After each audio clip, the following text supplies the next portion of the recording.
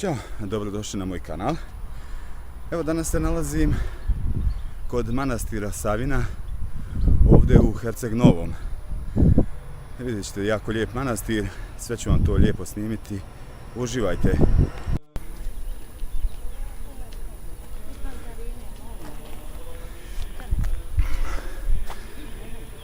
Evo vidite ovdje masline.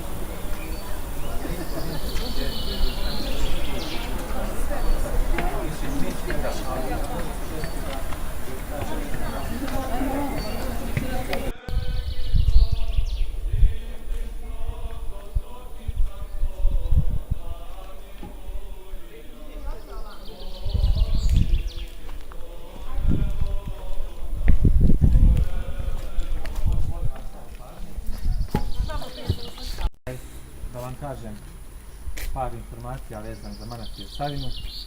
Znači odmah ovdje kad uđete na ove kapije, mi smo ušli sa jednom sporedne kapije, bile su otvorene kad smo prošli, vidjeli ste kao i manastir Prdoš. Ovaj manastir ima svoj vinograd, ima svoje vino. Ovdje se nalazi unutar ovih objekata, ovdje se nalazi ta mjesta lokalna prodavnica, tako da možete da vidite, da kupite te suvenire i da kupite naravno vino ukoliko želite. Ono što je interesantno, ovdje možete vidjeti ono o čemu sam ja malo prije govorio. Znači kralj Jugoslavije Aleksandar Karađorđević posjetio je ovaj manastir 6. oktobra 1934. godine, a nakon toga otišao je za Maske gdje je nažalost stradao u tom atentatu. Vrlo interesantna je istorija ovog manastira. Ovdje možete vidjeti da imaju dvije crtice. Znači mala ova crtica, prema predanju ona je sagrađena negdje početkom 11. vijeka i pripada Uspenju Presvete Bogorodice. A ova veća, impozantnija crkva, ona je sagrađena u vrijeme Morejskih ratova. To su bili ratovi između Turaka i Mletaka za predvlast nad Mediteranom. U tom jednom ratu, 1694. godine, stradao je manastir Prdoš, tako da je monaštvo manastira Prdoš došlo iz Trebinja ovdje u Herceg Novi, ovdje u manastir Savino, i onda počinje jedna značajnija, da kažemo, istorija ovog prostora i ovog manastira. Od perioda 17. vijeka počinje da se gradi, tačnije od 1777. do 1799. godine počinje da se gradi ova veća crkva Uspenja Presvete Bogorodice ovdje u manastiru Savina. Također ovdje se nalazi mjesno groblje, a iznad mjesnog groblja kad se prošeta gore nalazi se i jedna druga crtica. Pretpostavlja se da je neke istraživanja skorije vrijeme arheološka pokazuju da je ona iz 13. vijeka, tako da ona je crtica posvećena Svetom Savi. I šta je interesantno reći, ovdje u dio konaka nalazi se riznica i nalazi se knjižara. Nažalost, ja sam pitao, ovdje ne može se još uvijek ni otvoriti za posjetu, ali tu se nalazi Savin krst. To je dio kolekcije koji je iz Mileševa, manastir Mileševa stigao u manastir Prdoš, a nakon toga iz manastira Prdoš došao ovdje u manastir Savina, i to je možda jedan od najznačajnijih, da kažemo, jedini krst koji je sačuvan iz perioda Svetog Save, a pripadao je lično njemu. Sad, kao što možete da vidite po arhitekturi, vidite da je tu utjecaj baroka, utjecaj gotike, a unutrašnjost naravno tu je utjecaj da kažemo tog vizantijskog stila ili ono što je interesantno za pravoslavlje. Naravno ovaj utjecaj se nije dešavao slučajno zato što je crkva građena u periodu Mletačke republike i graditelj je bio dubrovački, odnosno poznati čuveni Nikola Fronetić. On je inače bio poznati graditelj brojnih crkava na prostoru ovdje Dalmacije i Crne Gore. Znači,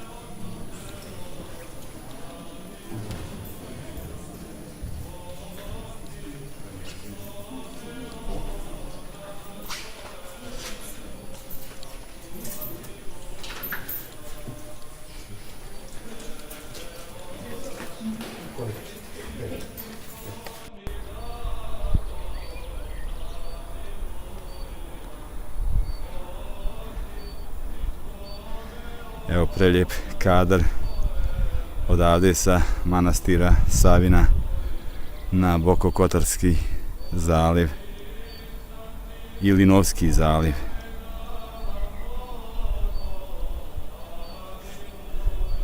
Evo vidite ovdje, tu su im vinogradi, vinova loza.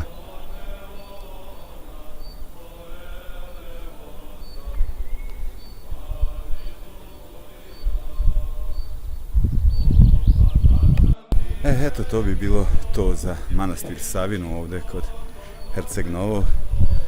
Ako vam se ovo bude svidjelo, lajkujte, zapratite moj kanal. Ćao!